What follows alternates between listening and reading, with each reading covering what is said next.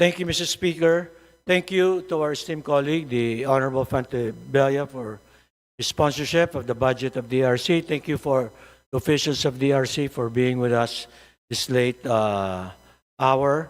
And having no more members of the minority who wishes to propound questions, we move to terminate the period of sponsorship and debate for the budget of the Energy Regulatory Commission. Majority Leader. Mr. Speaker, on the part of the majority, we join the minority in the motion to terminate the interpellations on the proposed budget of the Energy Regulatory Commission. I so move, Mr. Speaker. There is a motion to approve, to terminate the interpellations on the proposed budget of the Energy Regulatory Commission. Is there any objection? The chair is none. The interpellation on the proposed budget of Energy Regulatory Commission is now terminated. Majority Floor Leader, congratulations, CRC. Majority Floor Leader. Mr. Speaker, we have disposed of all the items on the agenda today except for one, the budget of the Office of the OBP. And we have just checked the holding room of the OBP in the House of Representatives premises, and there are no persons present.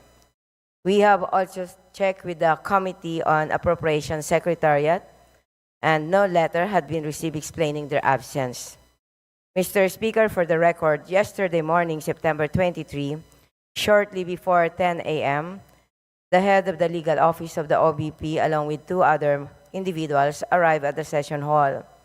However, they did not possess any written communication as required by our rules authorizing them to represent the OBP. Since no one from the OBP has returned, considering the lateness of the hour, may I move, Mr. Speaker, that we include the OBP budget in the calendar of business of September 24, 2024. So move, Mr. Speaker. There is a motion on the schedule of the Office of the Vice President on September 24. Mr. Speaker, Is there any objection? Congressman Paul Daza, what's the pleasure? we join the minority in the motion as stated earlier, Mr. Speaker. Thank you. Floor Leader. Mr. Speaker, I move that we suspend consideration of House Bill 10800. Mr. Speaker, No, just the a motion of quick manifestation. a while ago is the Office of the Vice President. Is there any objection? The chair is none. Motion is approved. Floor Leader. Mr. Speaker, Floor Leader. There is a recognized Congressman Manuel first or Yes. Minority Leader? Mr. Speaker, may we request that the Honorable Manuel be recognized.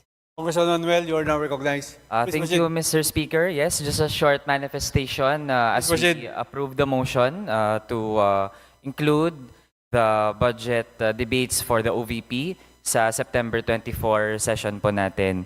Mr. Speaker, we actually waited for 17 hours since 10 a.m. of September 23 up until mag-aalas 3 na po ngayon, September 24.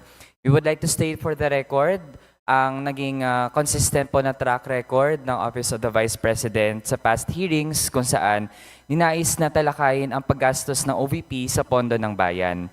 Mr. Speaker, sa unang salang sa Committee on Appropriations, naging evasive po ang nakaupong Vice Presidente at hindi sinasagot ng tuwiran ng ating mga tanong. Sa pangalawang hearing ng Committee on Appropriations, hindi rin po siya nagpakita. Sa isang hearing ng Committee on Good Government and Public Accountability, siya ay tumanggi na mag-oath at umalis, tila ba ay nag-walk out sa hearing. Mr. Speaker, pag ang bata nanghingi ng pera sa magulang para sa school project or school fee, dapat mag-explain, hindi binibigyan pag di nagpapaliwanag. Pag may natanggap, dapat may resibo para patunayan paano gumastos. Obligasyong magpaliwanag. Kapag student council o sangguniang kabataan, dumadaan sa butas ng karayom para magkapondo. Kahit ang ganda ng plano, di tiyak na mapopondohan. Pero kapag sitting vice president, pag nag-propose ng budget mula sa kaban ng bayan, parang ang gustong iparamdam sa mga Pilipino ay Bahala na kayo kung ibibigay nyo o hindi ang hinihingi ko. Pero pag ayaw nyo ibigay, masama kayo.